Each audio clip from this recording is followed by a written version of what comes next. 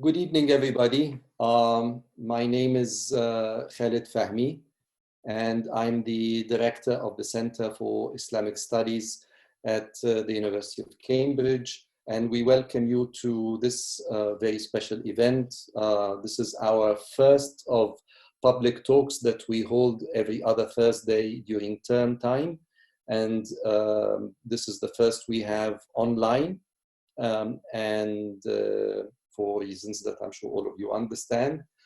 And just a couple of housekeeping points that I need to make before we start, which is we don't see all of you because we have two kinds of licenses happening at the same time. But first of all, this session is actually recorded. But we will not record the Q&A afterwards. So only the lecture will be recorded. For the Q&A, you will be, you have a function at the bottom of the screen saying participants. If you press the participants, a new window will open up. And in this new window, there is something that says, raise hand, and you can raise your hand there. We will see it. And then we will ask you, we will call on you to ask your question. If this fails, then there is a Q&A icon, again, at the bottom of the screen where you can type your question or you can type your name. But let's start with the participants icon where you can press the button that says raise hands, and we will call on you in the order in which your hand has been raised. You can ask your questions in Arabic. I will translate the question then into English, but the speaker will answer the question in English, but I will not translate the question back into Arabic because I will assume you already understand Arabic. This is simply for those of you who may feel more comfortable asking questions in Arabic. You've all been muted. When the time comes for you to ask questions, you will be unmuted to be able to be heard. We are, as I said, this is the first of our talks in our public talk series that the Center for Islamic Studies organizes here at Cambridge, and the next speaker is Professor Robert Springborg on the 28th of May. The title is Deep States in Deep Trouble in the Middle East and North Africa, and that will be followed on June 11th with a joint talk by Yusuf Rappaport and Emily Savage-Smith on the new book Lost Maps of the Caliphs. That's on June 11th. All the information is on our website, the Center for Islamic Studies at Cambridge. And I will post it also on the website, on the Facebook website of the center, and on my personal Facebook page as well. The recorded lecture will then be posted on, again, the website of the Center for Islamic Studies. Now, I want to introduce our speaker, and in order to do so, I will share my screen, and I'll just do this. It gives me great pleasure to introduce our speaker, Professor John Charlcraft, who is Professor of Middle Eastern History and Politics at LSE. John is a prolific writer with many books and articles under his name. In 2004, he published his first book, The Striking Cabbies of Cairo, which is a pioneering work that relied on new archival sources, petitions, to tell the story of Egypt's incorporation in the world economy, of strike action in the face of colonial rule, and of working class activism and unionization much before such activities were thought to have begun in Egypt. His second book, The Invisible Cage, Syrian Migrant Workers in Lebanon, continued this interest in labor history and offered a complex and disturbing picture of labor markets in the Middle East.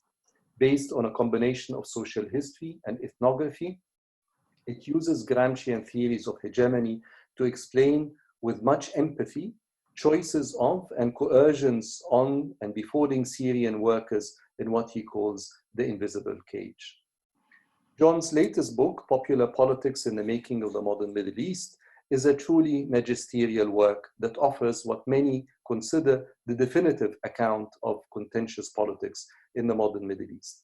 By studying case after case, country after country, he offers a theoretically nuanced account of how bottom-up contestation has mattered in the modern Middle East. But John is not only a historian or an ethnographer who writes eloquently and forcefully. He's also an activist, a fighter, and a mobilizer. Whether it is at his university, at LSE, at Mesa in the United States, or at BRISMIS, that is the British Society for Middle Eastern Studies, John is always there with enormous energy, with passion, and with integrity, asking difficult questions and offering imaginative solutions. It has been truly inspiring watching and learning from him over the years. Tonight, he will offer us a talk titled Egypt's 2011 Uprising, Subaltern Culture, Politics, and Revolutionary Weakness. John, the floor is yours, or the screen is yours.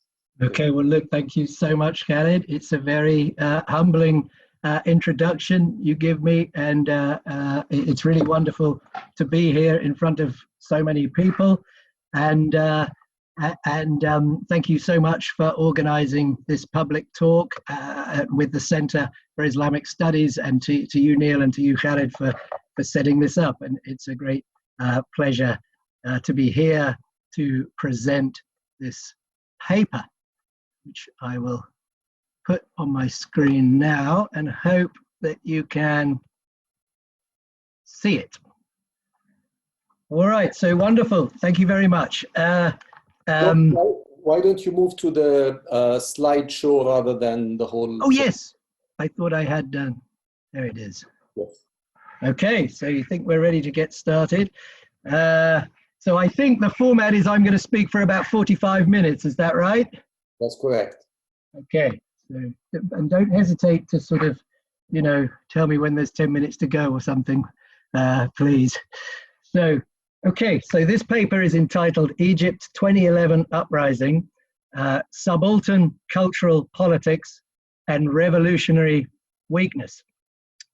And I wanted to begin with this picture, which I think has framed some of the publicity. الشعب الذي يصنع النفس ثورة يخبر كبره بيده. And that's like the people that makes half a revolution digs its own grave, or digs the grave by its own hand. So this is a very provocative picture. It was sent to me by a photographer. Somebody was brandishing this placard in the second week of February 2011 on the streets of Cairo in Egypt. And it asks, it suggests a disturbing and difficult hypothesis, which has to do with the actual activism and activity and revolutionary activity of subaltern social groups and or the people and their role in the uprising in Egypt. And it's a provocative picture and a difficult one, and it's precisely this picture that this paper aims to interrogate. The popular uprising in Egypt in 2011 did not bring about revolutionary transformation. The enormously inspiring slogans and activism and popular self-activity on the streets of Egypt, where people came out in their millions and called for the fall of the regime and for bread and dignity and freedom, these very inspiring ideas, tissues of culture and conceptions of the world have not been stitched into civil society, economy, and the state in Egypt since that time. And so the question is, the difficult question here then, how do we interpret this? How do we learn from it? How do we think about it? Now, the point of departure of this paper is that many of the most accomplished studies and research that have addressed this question tend to occlude subaltern cultural politics when they give the answer to this question, what about revolutionary weakness, revolutionary transformation? Now, they do that partly because some look from above. Perfectly reasonably, you might think, we look to institutions of state power.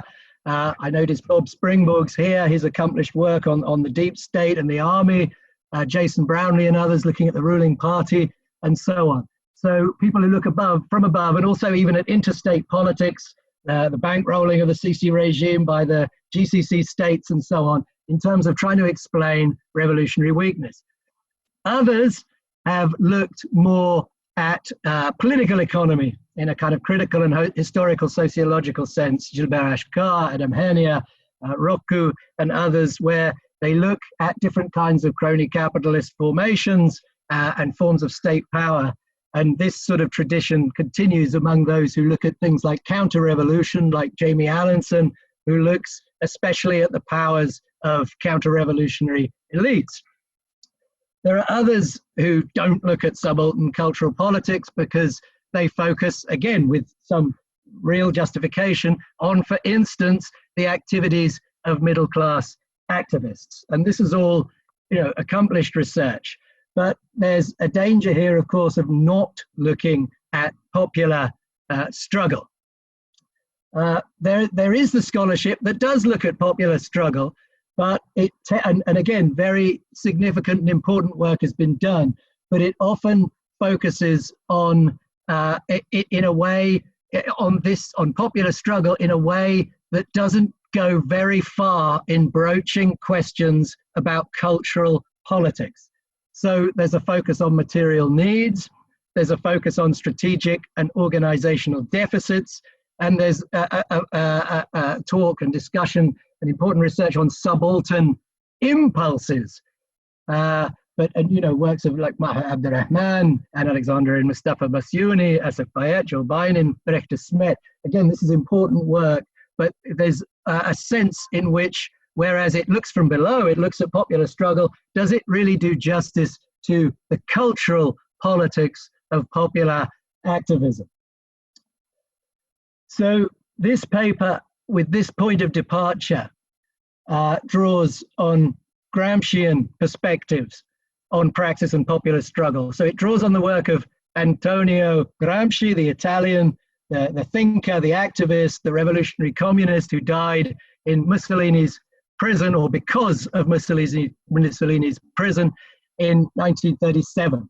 And the Gramscian perspectives are rich, they're powerful, they always seem to involve some sort of going to the people, some forms of praxis and hegemony and struggle, and they distinguish in different ways between popular self-activity, the struggles of organized will and conception of the world in political and civil society, and they range across very many different levels of analysis: cultural, civil society, economy, and polity. It's important for us to note that the question of revolutionary weakness is absolutely crucial in the work of Antonio Gramsci. He lived through and was a protagonist of 2 years of popular self-activity and uprising in Italy between 1918 and 1920, the Biennio Rosso, so-called. And he lived through it, and he had to come up with an analysis also of what went wrong. He lived in a country that then entered a period of fascism. He himself was then imprisoned, and he then paid with his life for the revolutionary weakness of the 2 years that he had lived through before, and then the period of communist organizing up to 1926 before he went into prison. So Gramscian perspectives actually have an interest for us, even though this is partly an Italian and a European thinker, but Gramscian theories of praxis and hegemony are also traveling theories, and they have the ability to change and be updated and to work, and especially because of his particular emphasis on history and particularity, they can operate in very different kinds of contexts. So this paper draws on Gramscian perspectives on praxis and popular struggle. Popular struggle challenges to hegemony and the activity that can overcome conditions of subalternity. And it also draws on fieldwork in Egypt. I did 5 main trips to Egypt between June 2010 and April 2014. So I went for a week right after the murder at the hands of the security forces of Khalid Said in June 2010. I went in February 2011. I went in June 2011, again in March 2012, and then in April 2014. So I had 5 fieldwork trips where I above all tried to track down subaltern activists, those men and also women from popular quarters of low incomes who engaged in street battles in Egypt, especially starting with the 18 days of January, February 2011. And I also interviewed and spoke with labor activists and journalists and other middle-class revolutionary activists too. And especially since the fieldwork, especially with the focus on popular cultural politics, I've interpreted my findings and drawn a lot from the more recent ethnographic and other very rich work on Egyptian popular culture, gender, and sexuality. So that includes Walter Armbrust's book, Martyrs and Tricksters, Farha Ghanam's work, Dalia Mustafa, Lucia Rizova, Jessica Winokur, and others. So if that's the method, what's the argument? The paper argues that subaltern cultural politics can help account for revolutionary weakness in Egypt between 2011 and 2013. And in most telegraphic form, the paper argues that popular good sense against the regime did not overcome a hegemonic common sense which supported the army. Partly for this reason, the phase of popular self-activity was very difficult to transcend, and this tissue of subaltern cultural politics was vulnerable to a counter-revolutionary populism. So that's my introduction, and now I just plan on taking you through some of the details of the paper. So to begin with this idea of good sense against the regime. So everybody knows the slogan, the people want to overthrow the regime. It's an extraordinary slogan because it's not just a demand, it's a want, a desire, an expression of collective will, the agent of which is the people.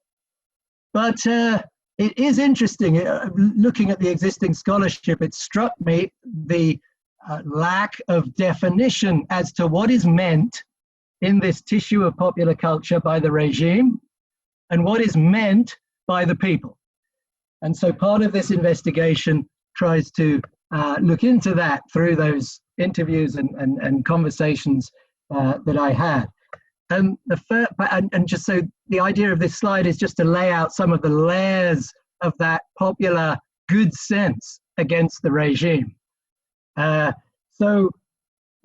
perhaps first of all, the regime, what did it mean in people's minds who were engaged in street battles? Well, one strain of this, one layer of this has to do with it meant people, a group of people. It meant Mubarak, the succession to his son Gamal, the Al-Adli, the notorious interior minister who's on this sticker, he's there in the middle in black with the word billionaire on his black t-shirt, and their sort of cronies, businessmen and other high-ranking officials in the NDP and so on. and part of, these are tyrants in the popular culture. The idea of Yaskut Yattaghiyan carries this is a group of people who are thought of as tyrannical in some way beyond the pale of the nation and the state.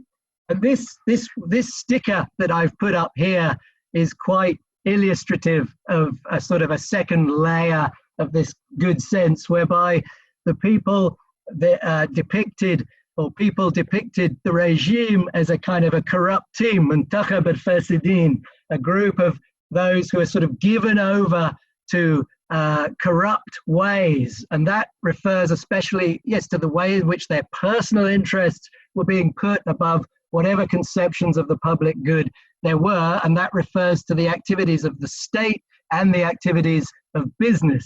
So these are people who are profiteering, who are greedy, who go around in Land Cruisers and villas. One example of this was some of the wonderful celebrations that took place in the second and third weeks of February 2011, where you saw groups of young men from popular quarters, and one man would sing out the name of the minister or the corrupt person, and then the crowd would call back "Masalama Haramiya," goodbye to your thievery. The idea that now some sort of justice was being done. Perhaps these people were going to court, but they were going to now pay for their corruption. But the idea that this profiteering Muntakhab al-Fasidin would be swept away, would be taken to court, and actually the wealth of the country would be returned to the people. As people said to me, our wealth has been taken away from us and siphoned off abroad by this corrupt group.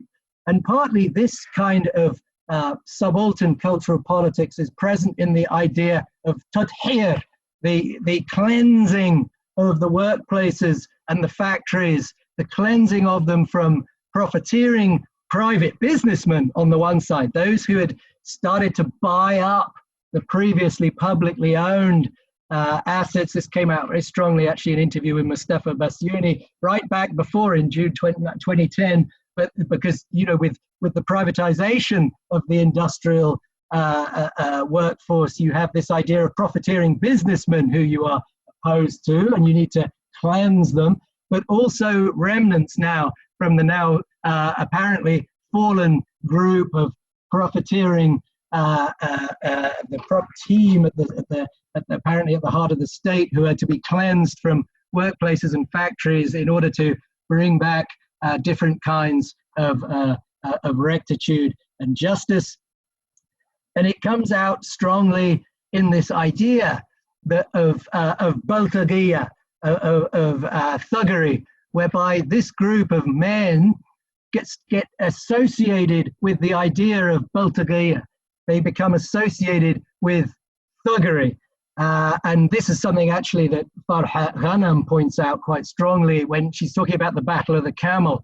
This idea that people were able to envisage and envision the corrupt team as given over to a kind of thuggery, which is obviously contrasted with the bravery, decency, and honor that pertains to those who would act to protect people, but also women and children in the name of justice. So Gida'an, and so the contrast here, that the regime, if the regime is all these things, the people, who are the people? Well, they're good, they're brave, they're decent, they're nas tayyibin, they are Gida'an, and they have simple demands. They want a respectable flat, they want a job, they want to be able to live. They feel a sense of suffocation at the hands of these people who are driving around in their Land Cruisers and villas. And as one man said to me, I'm doing it for my son. The idea, I'm not doing it for I fought the police, he said. I burned trucks. I took them on. I did it for my son, not for me. So my son can live, so he can get married, so he can have an education, so he can have a flat, so he can have a job. And these are simple demands. There's nothing complex about them. Nas tayyibin and Gida'an, who are ready to risk themselves in defense of some of these basic kinds of demands.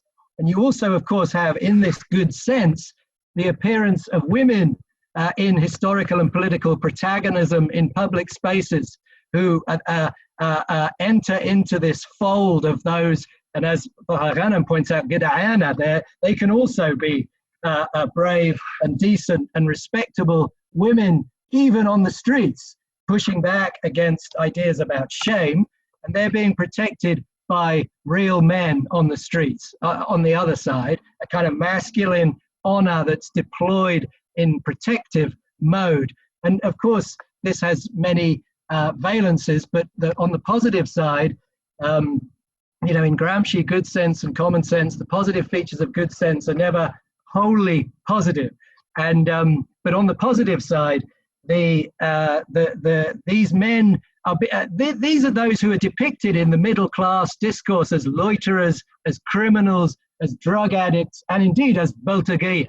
And they're reversing this by this kind of good sense against the regime. They are, in a sort of Hegelian, Gramscian language, negating the hegemonic abstract order that they confront through this good sense, but it's a negation of a certain kind.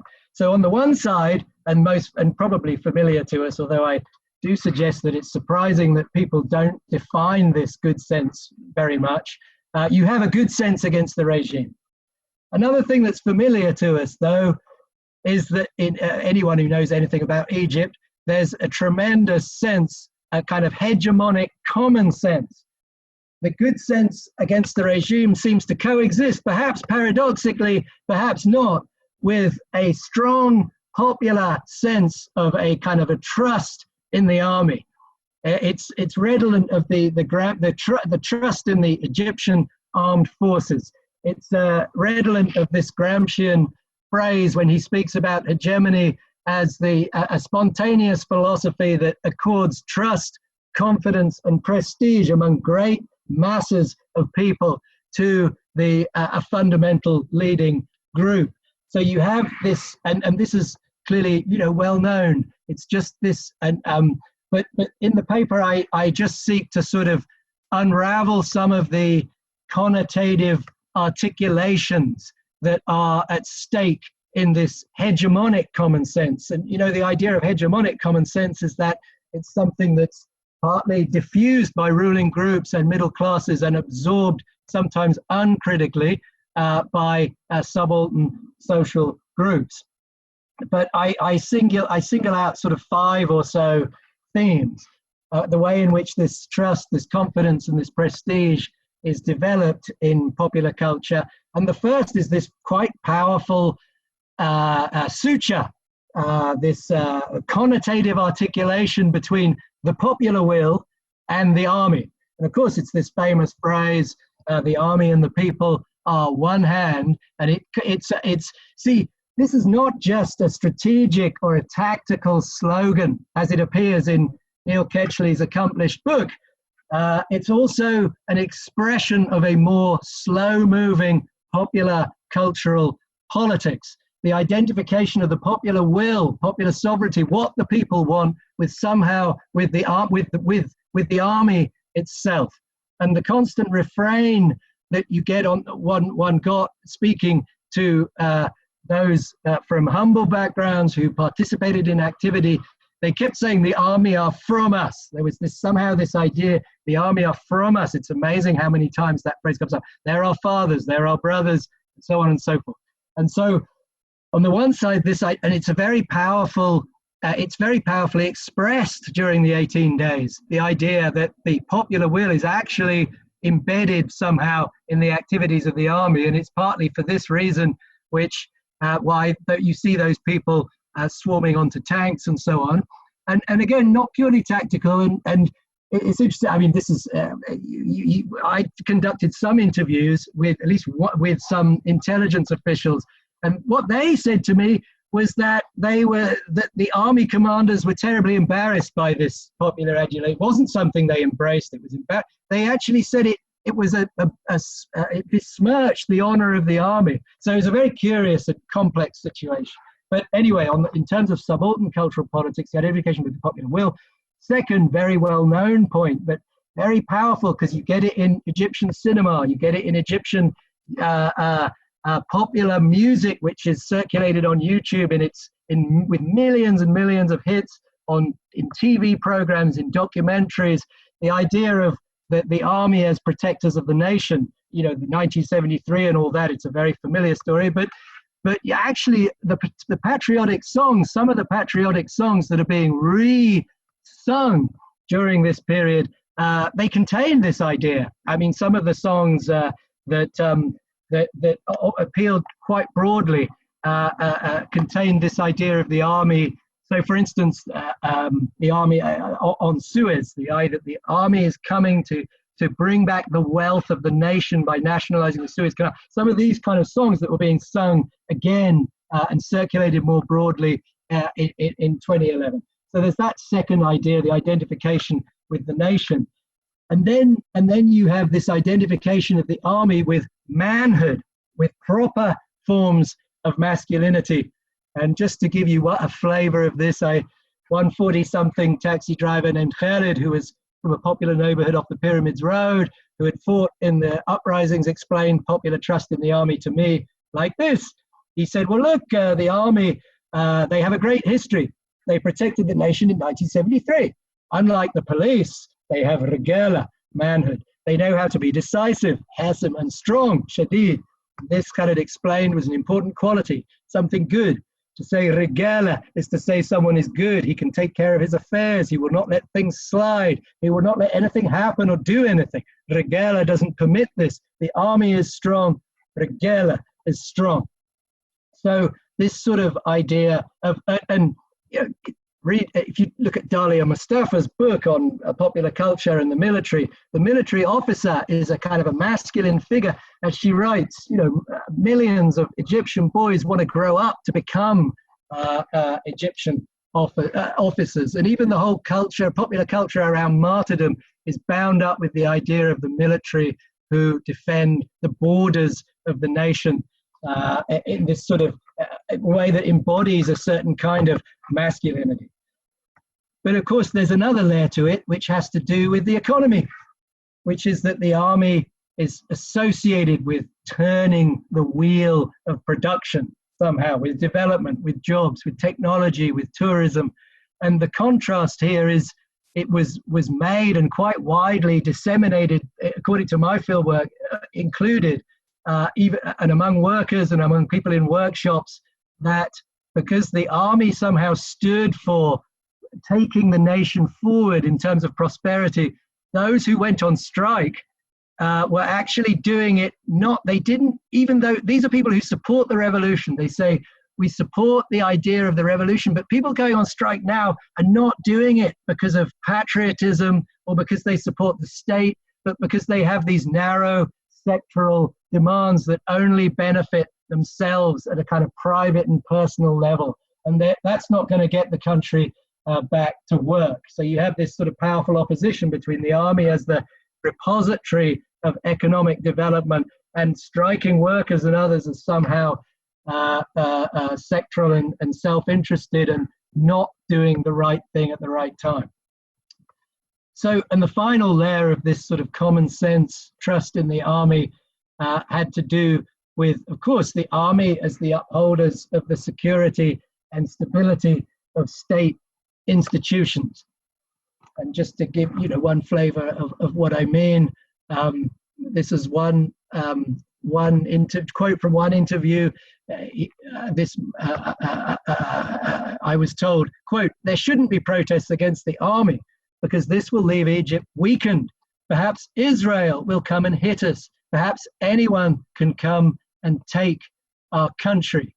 And one of the reason I put this picture at the bottom, which is a picture of a military truck on the 8th of October 2011, running over and killing protesters in Maspero, the famous events of Maspero, and it's a massacre by the military of a demonstration, and of course this was read in many circles as a massacre, especially as a kind of a violation of human rights and law. But it was also read and I'm citing the Salafi repairman who worked in Walter Armbrust's building, because he quotes this gentleman. He spoke to him quite a lot during this moment, and the response from the Salafi repairman was, the army really know how to sort out the country.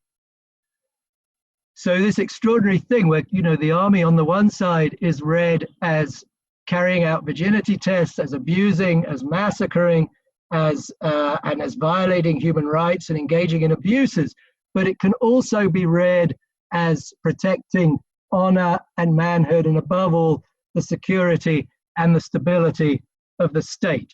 So, and just to note, you know, you had people around Maspero and revolutionaries too, who would say things like, we love the army is from us. But what happened at Maspero was a stain on the honor of the army. So in other words, they're not really criticizing these dominant cultural views of the army and how it's linked to state and nation and manhood. They're saying there was a few bad people at Maspero who must have run over those protesters. That was the critique. So in other words, a reflection of the power of these popular languages which believed that the army was responsible for the security and stability of the state. So here's just a number of layers of connotative articulations that we can sort of explore to think about how hegemonic common sense among popular and subaltern social groups was at work, and it's part of those tissues of common sense and trust in the army. Now, what about this idea of good sense against the army? Because as we also know, quite widely diffused, especially among revolutionary middle classes and educated youth in Egypt through 2011, and also in some more popular sectors, and especially in some of the ultras between 2011 and up into early 2012, you had this, you had a critique of the army. You had the idea, at least at some level, this idea, Yaskut Hukm al-Askar, the most famous slogan of this, and I've put this up here, let's bring down the military power. And you have a picture here of army officials who are sort of putting Mubarak back into place in this picture. And you have slogans like, Sha'ab yurid i'dam and mushir, so the people want to execute the field marshal.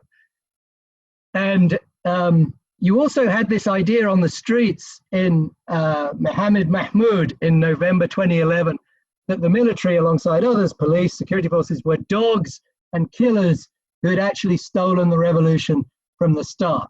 So you clearly have some sense in which you have, there is, you know, forms of good sense and good sense critique against the army. Now the question is, for my purposes, does this mean that mass-based faith in the army is shaken during this period, even at the height of Mohammed Mahmoud and early 2012? And I don't think, I mean, from what the evidence I've seen, that hypothesis is not sustainable. In fact, mass faith in the army is not significantly shaken even through this period, even though there is critique. And the first thing to note is that the critique is focused not really on the army, it's focused on the Supreme Council of the Armed Forces. And the discursive strategy that is available to revolutionary middle class and educated activists, and that is absorbed and sometimes pushed forward in popular and by subaltern social groups, is the idea that the Supreme Council of the Armed Forces is a continuation of a corrupted regime. So it's an attempt to match what is believed about the Supreme Council of the Armed Forces with an existing good sense against the regime. It's an attempt to assimilate the Supreme Council of the Armed Forces to the regime. So you kept hearing this idea of, there used to be Mubarak, now there's the scarf, and then when it continued with the Muslim Brotherhood was then depicted as another head of this regime. but it was the corrupted regime that was the key term. And even in this picture, actually, if you look at what this wonderful and brave woman is holding up in the square, it's actually Supreme Council of the Armed Forces, and what they're doing is they're reinstating the regime. That's what they're doing. That's why it's bad. That's the meaning of this poster, and the idea being that it's the regime is bad, and that this scarf is bad because it's the scarf that's bringing back the old regime. So this kind of critique is actually focused not on the army, and it's often accompanied with many statements like the army is from us, we love the army, because the second you deviate from that discourse, suspicions are raised as to whether you're undermining the security of the state and a whole series of other kinds of suspicions. And so actually this idea of even the critique of the Supreme Council of the Armed Forces, however, and you perhaps indicated in the idea of Edam al-Mushir, it's not even the scarf, it's just the head of the scarf, the Tantawi, who, there was quite a lot of personification of who he was as a problem, which is not even scarf anymore, it's one person. And so the idea is that this good sense against the scarf lacks mass traction, it lacks a wider and popular appropriation, and it lacked also a kind of development into a more broad-based conception of the world that could then be stitched into civil society, economy, and the state in a way that would change it. And we see over time, once you get into 2012 and 2013, with this exceedingly unpopular and narrowly based Morsi government or regime, you see growing calls and muttering and others for the army to return to power. And that's in a context of a huge array of views being aired in state media and civil society and so on, that the army is somehow at the center of the state and the economy and is a guardian of manhood and on, and any opposition is a sort of a conspiracy against it. And so this won't come as a surprise that when people went out in June the 30th, 2013, many, and this is from subaltern social groups, thought this was, the army would have to step in.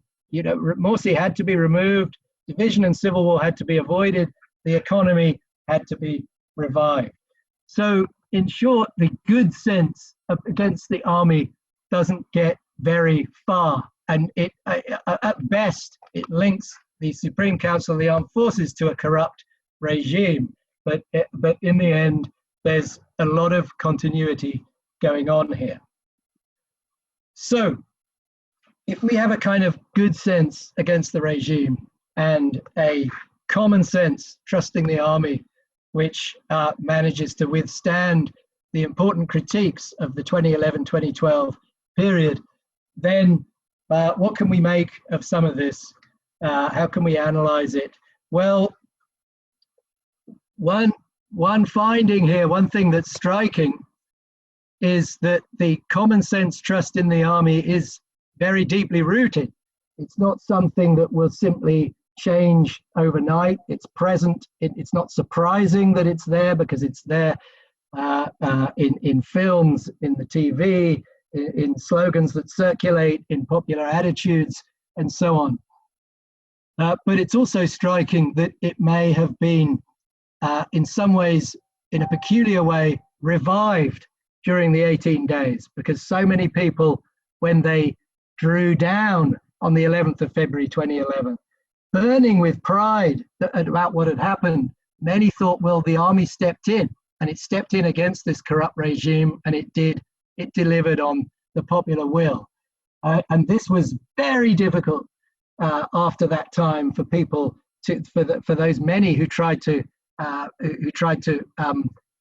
denaturalize that connotative articulation. It was very difficult to do so.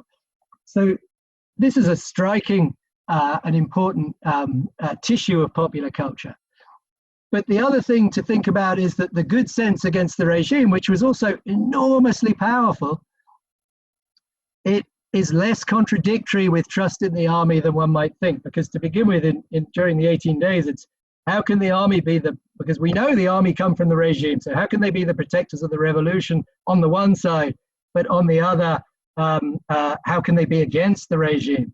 So, and the argument, the idea is that contradiction, it looks like a contradiction to an objectivist analysis, but it's only through the study of popular culture that you can see how people were able to, make that distinction between the army and the regime. And the thing is, if you look at the key terms of both of the good sense and the common sense, we can analyze them as involving similar figures: nation, the state, manhood, production, and popular will. Because if you remember, the regime was put outside the pale of the nation. The regime was a thuggian against the dawla, the state. The regime was feminized also. I haven't gone into that, but there's plenty of language around that. Mubarak, who acted like a jealous wife in 1973, this kind of thing. He wasn't really a hero of the armed forces. He was a jealous wife. He took all the limelight, and this kind of idea. And the idea of production, the regime was siphoning off the wealth of the country. The army was the one who was going to come back and turn the wheel of the production. The regime was opposed to the popular will. The army was defending the popular will. So actually the good sense and the common sense strongly overlap on these points of sort of substantive agreements around the positive constitutions of the social. And in fact, we want to say it's part of what makes common sense is how it's then oriented to questions about civil society, the state, the economy, and the nation. And what makes good sense is likewise, it's that sort of relationship between theory and practice that matters. So a third point then is that good sense is, whether against the army in its limited form, against the SCAF in its limited form, or against the regime, is not elaborated into a more developed conception of the world in relation to civil society, economy, and the state. And in Gramscian terms, this means that the ideological basis for a more organized struggle and a more developed or sort of articulated sense of collective will in political and civil society and the economy is therefore limited. And this is part of a kind of not a positivist explanation, but part of a way of making sense of how it was that in 2011 to 12-13, the phase of popular self-activity, what Gramsci calls a molecular phase, is very difficult to transcend in Egypt, because it would require, apart from practice and organization, it also requires a more developed kind of collective will and ideological conception of the world. So these points would argue that these tissues of good sense and common sense and the kind of trust in the army, they help establish the Egyptian armed forces as a formidable hegemonic force. That whatever else is happening, whether in interstate relations and economy, all these important issues, deficits of organization and strategy that other scholars have looked at, so usefully, it's very hard to account for the way in which statements like Mohammed al-Fungari in June 2011, when he spoke about the army as enjoying the confidence of the people and we will not allow those to confront us. How do you account for the mass traction that these kind of statements had? Of course, they're satirized too, but they also have a kind of hegemonic traction. And so the idea of studying this kind of subaltern cultural politics is to try and account for how that hegemonic force is possible. But if you look at these tissues of good sense, but above all common sense, you can see how they might be vulnerable to counter-revolutionary populism.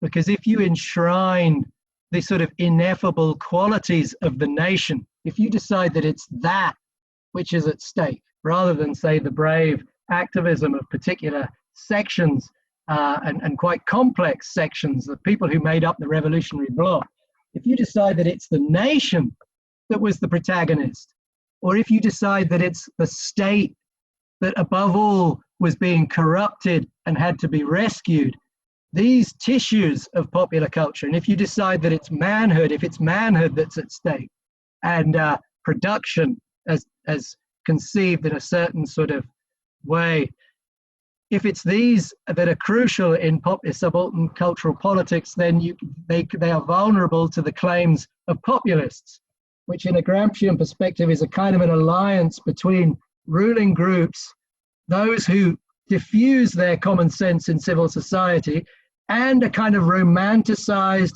fetishized, and abstracted version of what subaltern social groups are, meaning true men, true respectable women, true sons of the nation, and people who wouldn't think of violating the security of the state. So you have this kind of populism that's possible with these, because to say that these common and good sense ideas about nation state, manhood, production, etc., are not developed more, is to say that they remain appropriable in a certain way by new forms of right-wing populism and hegemony constructed in a very oppressive way. So that's some analysis, and I just have about just a couple 5 minutes left, I think, maybe, to just speak about what the significance of this intervention is. So, first of all, of course, it suggests the importance of subaltern cultural politics, the ways in which, spontaneous philosophy, proverbial wisdom, layers of common and good sense that are intertwined with the activities of those who are objectified and subordinated within the existing hegemony. That it suggests the importance of the study of that when we come to think about revolutionary weakness. And that importance, I would argue, is not sufficiently grasped or understood by those who quite understandably look from the top down, because we think, power, we have to look from the top down. It's popular groups, we have to look at material interests, the level of the economic corporate, which is never sufficient in Gramscian logics for understanding transformative activity. So it suggests, on the one hand, the importance of subaltern cultural politics in the study of revolutionary weakness. It points out to us that there are continuities in subaltern cultural politics.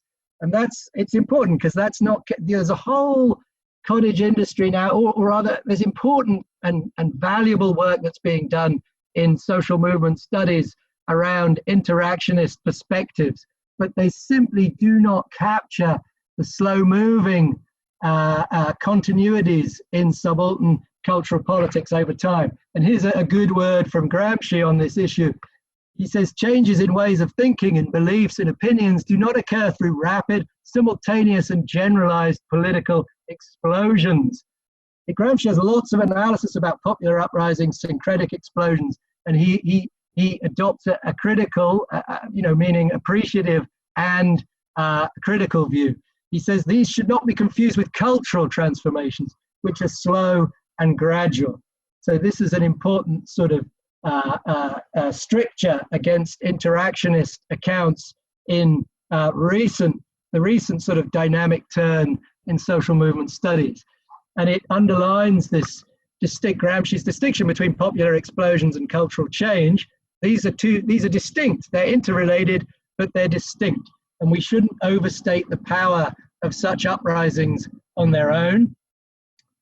But to the cultural studies, what the paper wants to say, yes, terrific, it's very important to study popular culture, but cultural studies often does it in a way that removes questions about civil society, the economy, and the state. In short, questions of politics and revolution. Sometimes it can get lost in that very fine-grained and accomplished work that's being done in the study of popular culture. But this work also validates some of those distinctions and overlaps that are drawn between common sense and good sense in Gramscian perspective. There's a wonderful chapter on this by Alberto Liguori, the kind of philological studies of Gramsci that are being done. These are complex and many-layered phenomena, common sense and good sense. But common sense is nonetheless associated with subaltern social groups, forms of objectification and subordination, and good sense is associated with popular self-activity and some kind of processes of de-objectification. but it also, but this needs, this can help us think actually about distinguishing popular self-activity, which is obviously vital, but from more organized forms of struggle in political and civil society and in terms of reorganization of production. But the other thing is that it does query an overemphasis on neoliberalism as defining the whole terrain of struggle.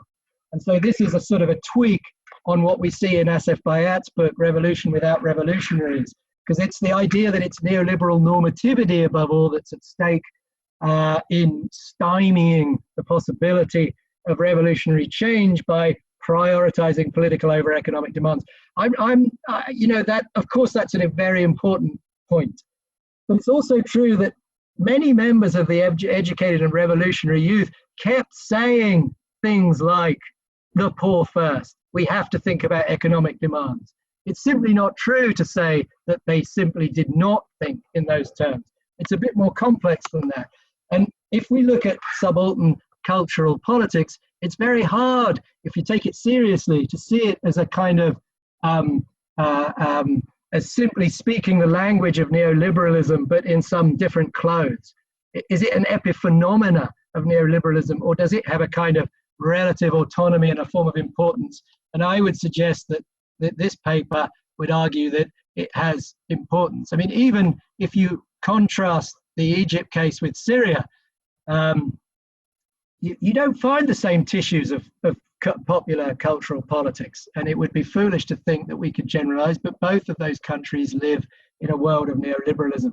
So I think this is, if we take cultural subaltern politics seriously, we can't be satisfied with the generalization that it's neoliberalism that is the root, as it were, of all revolutionary weakness. And I think that accords with a Gramscian perspective, because he never said any such thing about so-called capitalist hegemony in early 20th century Italy. In fact, he thought Italy was undergoing an organic crisis, and there was a great deal that went wrong that had to do with organization and leadership and popular culture and so on. So the final point is that this underlines the importance of the long cultural struggle. So Stuart Hall has this wonderful book in Gramscian perspective about Thatcher's Britain. And he says the problem on the left in Britain was that they didn't quite realize that the cultural struggle was important. And Thatcherism was able to, as a version of populism, was able to defeat the left because it understood the importance of the cultural struggle. And what Stuart Hall called the hard road to renewal was this long cultural struggle that would need to take place. And in Britain, we still see the problem. So again, to avoid any idea that I'm singling out Egypt, I mean, we never even managed a proper popular uprising in Britain. In fact, the riots of 2011 never achieved any sort of articulation with middle classes and middle class activists. So Egypt's a lot more advanced than Britain here. But the main point being that the point that Stuart Hall makes in Gramscian perspective, that the road to transformation, whatever else it involves, must also pass through the questions around subaltern cultural politics. So thank you very much for listening. I look forward to questions.